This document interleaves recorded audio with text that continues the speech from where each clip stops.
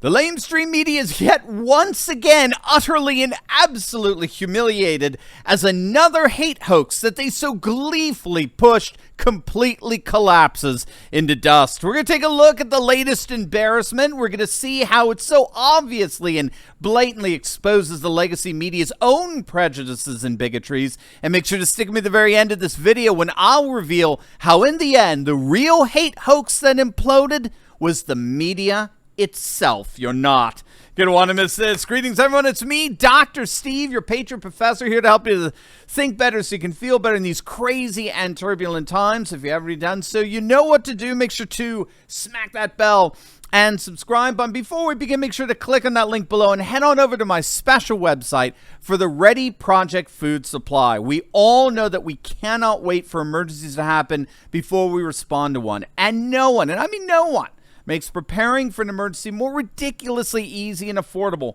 than our good friends over at the Ready Project Food Supply. Gang, they are simply the best. Their food kits last up to 25 years in storage. They include breakfast, lunches, and dinners. And if you act right now, you're going to save 25% off a full 4-week emergency food supply when you click on that link below to my special website. So whatever you do, don't wait. I got my emergency food supply. Make sure you get yours. Click on that link below or go to getreadywithsteve.com and save 25% off your very own 4-week emergency food supply today. All right, gang, let's dive right in here. We got another hate hoax exposed. And in the process, this event has exposed the lamestream media as the real hate hoax. This is an absolutely fascinating story. It centers on a young lady by the name of Rachel Richardson, a volleyball player for Duke University. In a recent game against Brigham Young University, Rachel claimed that she was the victim of what she called racial heckling at the game from the stands made up of the BYU fans. The particular student that was accused of the racial slurs was identified and banned from attending any more games at BYU, and the university was quick to issue a formal apology to Rachel and the Duke team.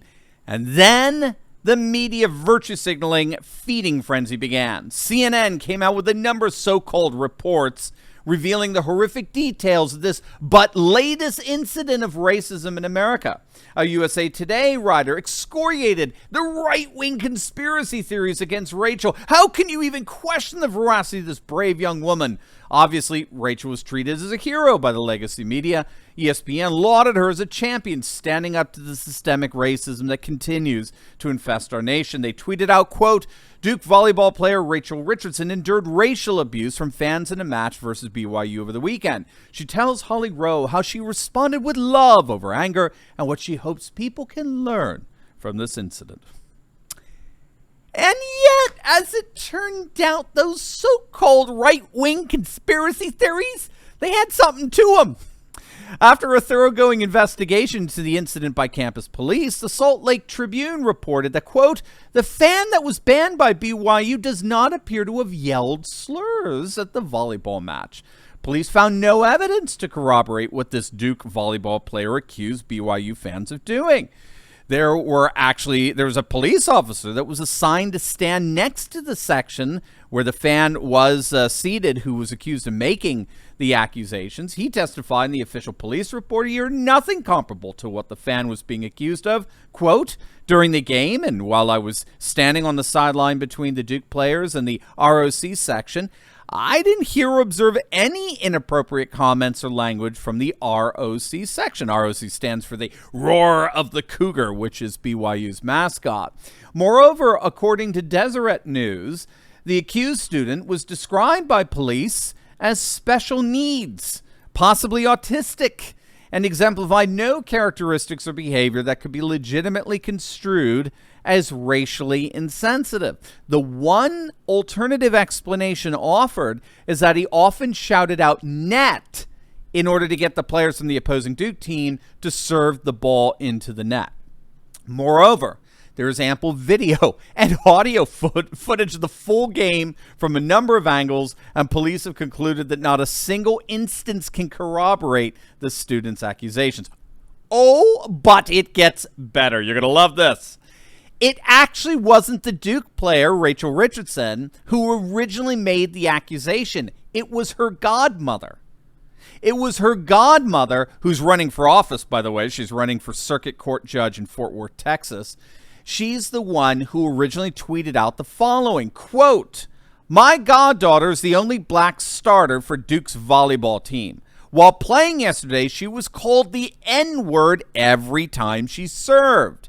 She was threatened by a white male that told her to watch her back going to the team bus. A police officer had to be put by their bench." So it was her godmother, a woman by the name of Lisa Pamplin, who originally went public with the racial slur accusations. And here's the kicker. You ready? Her godmother wasn't even at the game. The person who originally made the public accusations that were picked up by the lamestream media wasn't even there.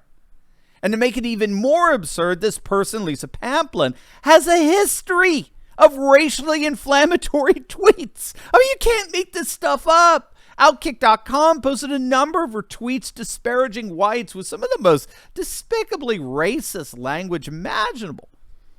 So as I understand it, it wasn't until a few days after her godmother's tweets reached the progressive pariahs in the media that Rachel Richardson did give her own public account of what happened, and even she avoided accusing anyone of using the N-word. She said instead that she was the victim of, quote, racial heckling, whatever the heck that means, racial heckling. So in the end, Rachel, in my view, has just learned that playing the victim is considered honorable and praiseworthy by a very, very sick, woke society. So I got to be honest, I don't particularly blame Rachel in all of this. And I frankly don't blame her godmother much either. She's obviously a very troubled and disturbed person. No, the real villains in all of this are collectively the utterly depraved, despicable, disgusting members that comprise our lunatic leftist legacy media. Their so-called coverage of this event was so utterly vile, their virtue signaling was so ridiculously cringeworthy, that I think they collectively, the whole of the legacy media, ended up demonstrating themselves to be explicit embodiments of how Elon Musk once described wokeness. Wokeness gives people a shield to be mean and cruel, armored in false virtue. That is a perfect description of the clowns that make up our lamestream media. Wokeness is divisive, exclusionary, and it is utterly hateful. And it invites others to join in on that hate with the supposed protective armor of false virtue. Very similar to what Biden tried to do in his repulsive blood red speech some days back. A fellow by the name of John Sexton had a very perceptive tweet that summed up the situation well. Quote, "A student was banned by BYU for shouting racial slurs at a Duke volleyball player. Media covered it, but he didn't do it. Video proves he didn't do it." This is Covington Catholic all over again. The same media outlets going out on the same anti-racist limb. And he's absolutely spot on with that. What the media did with the Covington Catholic school students, who again, remember, don't ever forget, they were attending the annual March for Life rally in D.C. They were attending a rally that stands up for and proclaims and defends the innate dignity and worth of every single human being, regardless of their size or shape or color or gender. It doesn't matter. Humanity is sacred. And that march defended that sanctity. But the lamestream media is so ideologically blind that they couldn't see how their pretext that all MAGA supporters, as those students demonstrated themselves to be with their MAGA hats, the media couldn't compute how their pretext that all MAGA supporters were racist and bigots, they couldn't see how that was in direct contradiction to what these MAGA students were celebrating and defending in the March for Life. But then again, notice who these people in the lamestream media really are. They're the ones who insist that Black Lives Matter, all the while they can't even remotely tell us why life matters. Or they're all for women's rights, and yet they have no idea how to define a woman. This Duke volleyball charade had all the elements of the lamestream media's cultural Marxist narrative. It had race. It had a minority student facing hatred and bigotry. It had a Mormon school that's predominantly white. These elements all fit ever so perfectly into the radical leftist prejudices of the lamestream media in a manner comparable to the Covington Catholic school students. So there was no need to check any facts. There was no need to investigate. Why would there be? After all, we live in a systemically racist, oppressive, exploitive society. It's all around us, so we shouldn't be surprised when explicit examples boil to the surface, as they did at BYU with this poor Duke volleyball player. This is why even the liberal commentator turned media critic Andrew Sullivan argues that the mainstream media pushes narrative, not news.